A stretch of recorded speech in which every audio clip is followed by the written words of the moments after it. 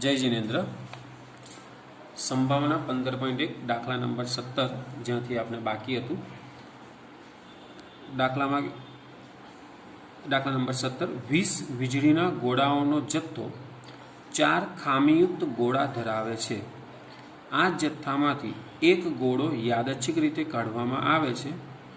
आ गोळो खामीयुक्त होय तेनी संभावना केटली? बीजो प्रश्न छे एमां धारो के एमां पाछो नंबर 1 धारो के नंबर 1 में काढवामां आवेल गोळो खामीयुक्त नथी, तेने पाछो मूकवामां पण नथी आव्यो। हवे बाकीना गोळामांथी एक गोळो यादच्छिक रीते काढवामां आवे छे। आ गोळो खामीयुक्त न होय तेनी संभावना केटली? कुल 20 गोळाओ छे, जेमां 4 गोळा खामीयुक्त छे।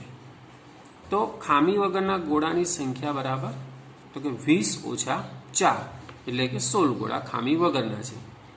હવે આ ગોળાઓમાંથી યાદચ્છિક રીતે એક ગોળો પસંદ કરવાના કુલ ઘટકો તો કે 20 ગોળા છે, એમાંથી કોઈ પણ એક ગોળો યાદચ્છિક રીતે પસંદ કરી શકો તો એની માટે 20 ઘટકો છે।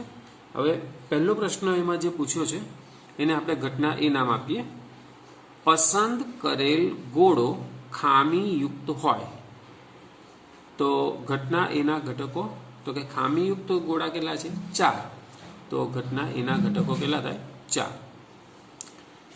संभावनानुं सूत्र लखीए, PA = घटना एना घटको छेदमां कुल घटको। घटना एना घटको 4, कुल घटको 20, तो 4 × 4 ने 4 × 5 = 20 એટલે કે PA = 1/5। શરૂઆતથી આપણે કહેતા હોય છે કે સંભાવનાનો દાખલો કુલ 4 સ્ટેપમાં આપણે કરવાનો છે। પહેલું સ્ટેપ કુલ ઘટકો, બીજું સ્ટેપ ઘટના એ, ત્રીજું સ્ટેપ ઘટના એના ઘટકો અને ચોથું સ્ટેપ જે છે એ પીએ સૂત્ર લખીને કિંમત મૂકવાની છે આપણે। તો આ 4 સ્ટેપની અંદર દાખલો પૂરો થયો। જવાબ 2 એમાં એવું કહે છે પ્રશ્ન 1માં પસંદ થયેલ ગોળો ખામીયુક્ત નથી અને તેને પાછો મૂકવામાં પણ નથી આવ્યો। ખામીયુક્ત નથી અને પાછો પણ નથી મૂક્યો એટલે કે જથ્થામાં હવે 15 ખામી વગરના અને 4 ખામીવાળા એમ કુલ 19 ગોળાઓ વધ્યા। પહેલી ઘટના જે આપણે ઘટના કરી એની અંદર એક ગોળો પસંદ થયો ખામીયુક્ત, તો એ ખામીયુક્ત જે ગોળો હતો અને તેને પાછો મૂકવામાં પણ નથી આવ્યો। तो जत्था में हवे 15 खामी वगरना अने 4 खामीवाळा गोळा एम कुल 19 गोळाओ थशे। खामी वगरना 16 गोळा हता, हवे खामी वगरना केटला गोळा थशे 15 गोळा, कारण के खामी युक्त नथी એટલે કે ખામી વગરના છે તો એમાંથી એક गोळो पाछो નથી મૂક્યો એટલે 15 જ રહ્યા અને ખામીવાળા તો 4 એવા ને એવા જ છે એટલે कुल 19 गोळा એટલે कुल घटको કેટલા થશે આપણે હવે 19। घटना बी पसंद थયેલ गोळो खामीयुक्त नथी, घटना बी ना घटको 15 थाय। पीबी बराबर घटना बी ना घटको छेदमां कुल घटको, तो आ 15 અને कुल घटकोमां 19 लेवाय એટલે 15/19। હવે 18મો દાખલો, એક ખોખામાં 1 થી 90 સુધીની સંખ્યાઓ લખેલી 90 ગોળ તકતીઓ છે। जो खोखामांथी एक गोळ तकती यादच्छिक रीते काढवामां आवे तो तेना पर प्रश्न 1 2 अंकनी संख्या होय, प्रश्न 2 पूर्ण वर्ग संख्या होय, प्रश्न 3 5 वडे विभाज्य संख्या होय तेनी संभावना शोधो। 90 सुधीना अंको लखेली कुल 90 तकतीओ छे, तेमांथी एक तकती यादच्छिक रीते पसंद करवाना घटको કેટલા तो કે 90 જ કહેવાય। હવે એમાં પહેલો પ્રશ્ન જેને ઘટના એ નામ આપીશું, પસંદ થયેલ તકતી પર 2 અંકની સંખ્યા હોય તો 1 થી 90 સુધીમાં 2 અંકની સંખ્યાઓ કુલ કેટલી થાય તો કે 81। 10 થી શરૂઆત થાય 90 સુધીની એટલે કે 1 થી 9 કાઢી નાખવાની, 90 માંથી 9 જાય તો 81 વધે, તો ઘટના એના ઘટકો કેટલા થાય 81 થાય। પીએ બરાબર ઘટના એના ઘટકો છેદમાં કુલ ઘટકો 81/90, 90 × 81, 9 तो 9/10। बीजो प्रश्न घटना बी पसंद थયેल तकती પરનો અંક પૂર્ણ વર્ગ સંખ્યા હોય, જે તકતી પસંદ થાય એના પર જે અંક છે એ પૂર્ણ વર્ગ હોય, તો 1 થી 90 સુધીમાં પૂર્ણ વર્ગ સંખ્યાઓ કઈ? તો કે 1, 4, 9, 16, 25, 36, 49, 64, 81 એમ કુલ 9 અંકો થાય। પૂર્ણ વર્ગનો અર્થ એવો થાય કે 1 લઈએ તો 1 ને 1 સાથે ગુણો એટલે 1 એકુ 1, 2 લઈએ તો 2 ગુણ્યા 2 એટલે 4, 3 લઈએ તો 3 ગુણ્યા 3 9, 4 ગુણ્યા 4 તો 16, એવી રીતે છેલ્લે 9 ગુણ્યા 9 તો 81, પછી 10 ગુણ્યા 10 100 થઈ જાય। આપણી પાસે 90 જ અંક સુધી જવાનું છે, એટલે કુલ 9 અંકો આપણને મળશે। ઘટના બીના ઘટકો 9 થાય। પીબી બરાબર ઘટના બીના ઘટકો છેદમાં કુલ ઘટકો, તો 9 છેદમાં 90, 9 એકુ 9, 9 દાન 90 એટલે 1 છેદમાં 10 આ બીજાનો જવાબ થયો। હવે ત્રીજી ઘટના, જેને ઘટના સી નામ આપીશું। પસંદ થયેલ તકતી પરનો અંક 5 વડે વિભાજ્ય હોય, તો 1 થી 9 સુધીમાં 5, 10, 15, 20, 25, 30, 35, 40, 45, 50, 60, 65, 70, 75, 80, 85 ને 90 એમ કુલ 18 અંકો છે। ઘટના સીના ઘટકો 18 થાય। ઘટના સીના ઘટકો છેદમાં કુલ ઘટકો, તો 18 છેદમાં 90, 18 એકુ 18, 18 પંચા 90, 1 છેદમાં 5, તો સી એટલે કે ત્રીજા જવાબની સંભાવના કેટલી થાય? 1/5। તો અહીંયા આગળ આ 18મો દાખલો તમારો પૂરો થયો। દાખલા નંબર 19। એક બાળક પાસે એક એવો પાસો છે જેની 6 સપાટીઓ નીચે આપેલા અક્ષરો બતાવે છે। એ 6 અક્ષરોમાં લખ્યું છે A, B, C, D, E અને A। આ પાસાને એકવાર ઉછાળવામાં આવે છે। પાસા પર પ્રશ્ન 1 A મળે અને પ્રશ્ન 2 D મળે તેની સંભાવના કેટલી? પાસા પર A, B, C, D, E, A એમ કુલ 6 અક્ષરો છે। પાસો ઉછાળતા મળતા કુલ ઘટકો 6 થાય। ઘટના આર નામ આપીશું। A, B, C, D, E, A આની અંદર અક્ષરો છે એટલે એના સિવાયનો અક્ષર આપણે કોઈ બી લઈ શકીએ છીએ। આપણે આર લીધો। પાસા પર A મળે તો ઘટના આરના ઘટકો 2 થાય। કેમ? તો કે આ 6 ની અંદર A કેટલી વખત છે? 2 વખત છે, એટલા માટે। તો પી આર બરાબર ઘટના આરના ઘટકો છેદમાં કુલ ઘટકો, તો 2 છેદમાં 6, 2 એકુ 2, 2 ધારી 6, 1 છેદમાં 3। ઘટના પી નામ આપીએ તો પછી અહીંયા આગળ ઘટના પી ની સંભાવના એટલે પી બ્રેકેટમાં પી એવું થાય, એટલે આપણે આર નામ આપ્યું છે। ઘટના એસ, પાસા પર ડી મળે। ઘટના એસ ના ઘટકો 1 છે, કારણ કે પાસા ઉપર ડી 1 વખત છે, તો પીએસ બરાબર ઘટના એસ ના ઘટકો છેદમાં કુલ ઘટકો, તો 1 છેદમાં 6।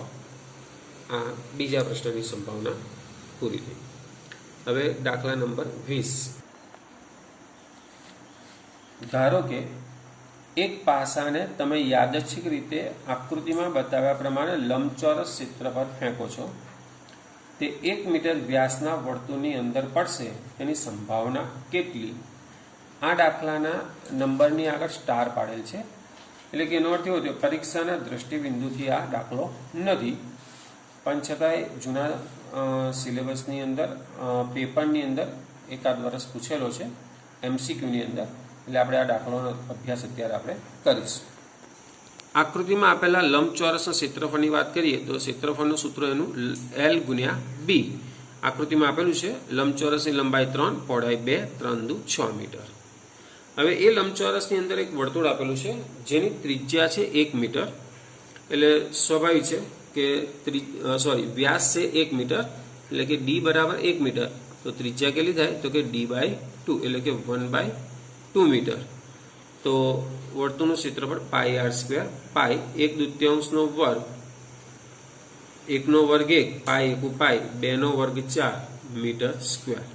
તો લંબચોરસનું અને વર્તુળનું ક્ષેત્રફળ આ પૂરું થયું।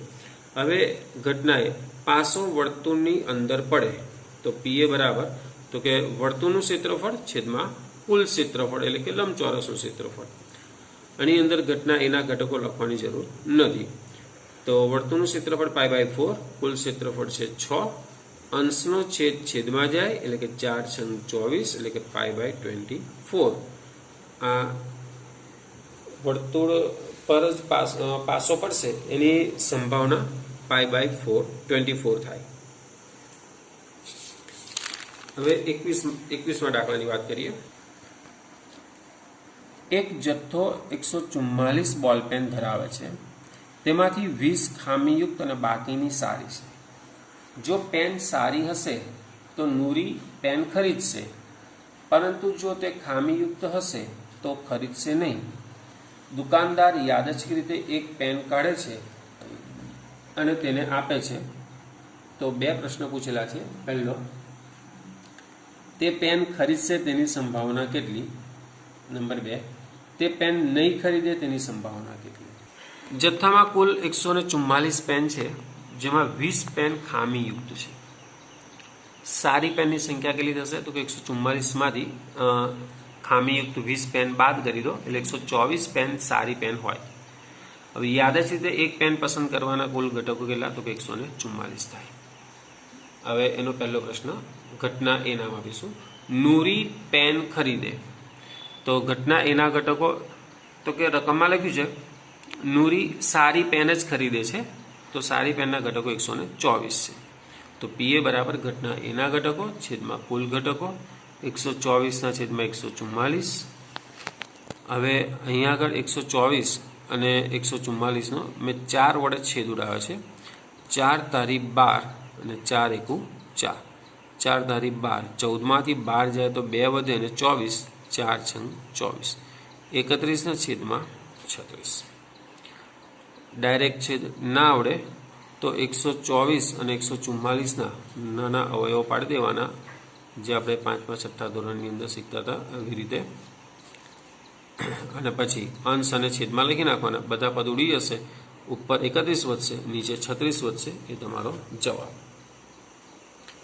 ઘટના બી, બીજો પ્રશ્ન છે, એનો જવાબ છે નૂરી પેન ખરીદશે નહીં।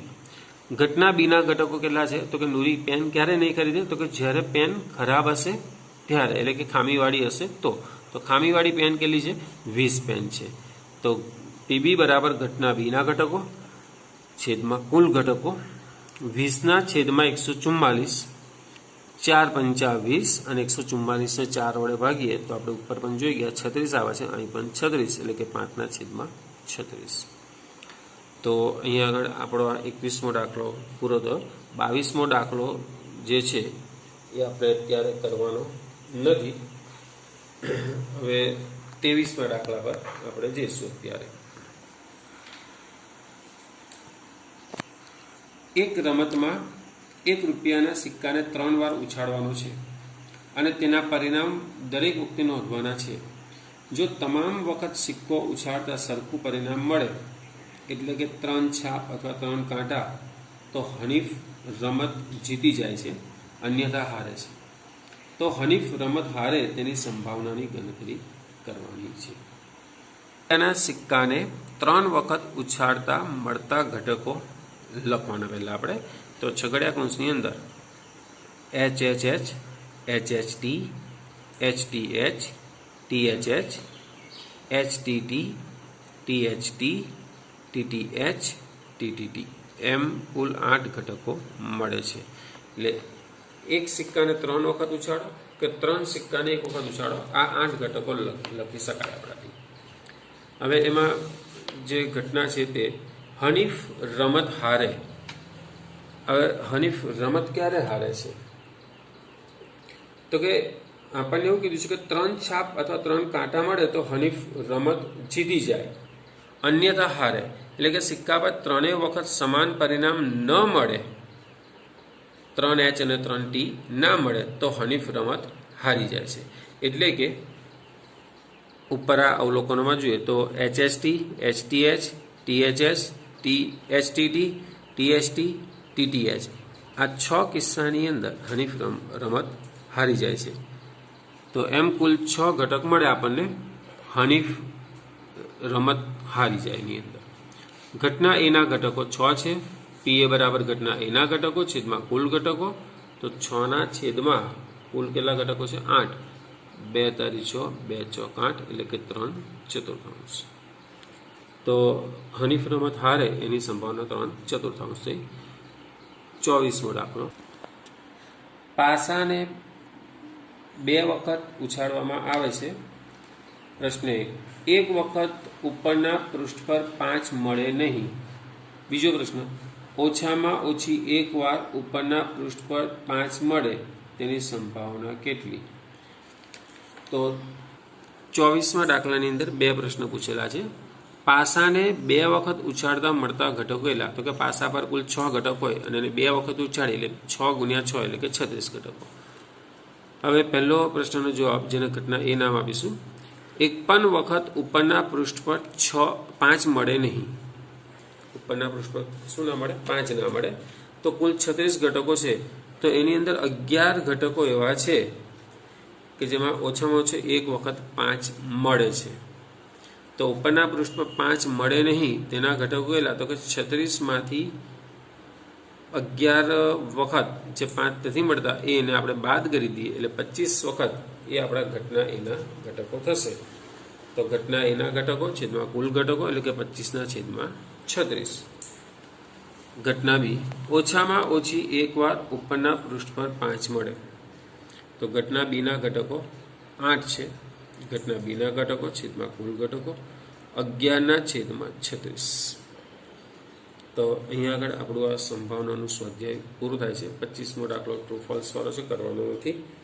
આ જેટલા દાખલા કરાયા છે એ બધા પદ્ધતિસર એક નોટમાં લખવાના છે. 2 વખત લખવાના છે. દાખલા એકદમ સહેલા છે અને પરીક્ષાની અંદર પાસ થવા માટે જો કોઈ ચેપ્ટરની ગણતરી કરીએ તો આ ચેપ્ટર એની અંદર સૌથી પહેલું આવે કે જેના દાખલા એકદમ સહેલા છે.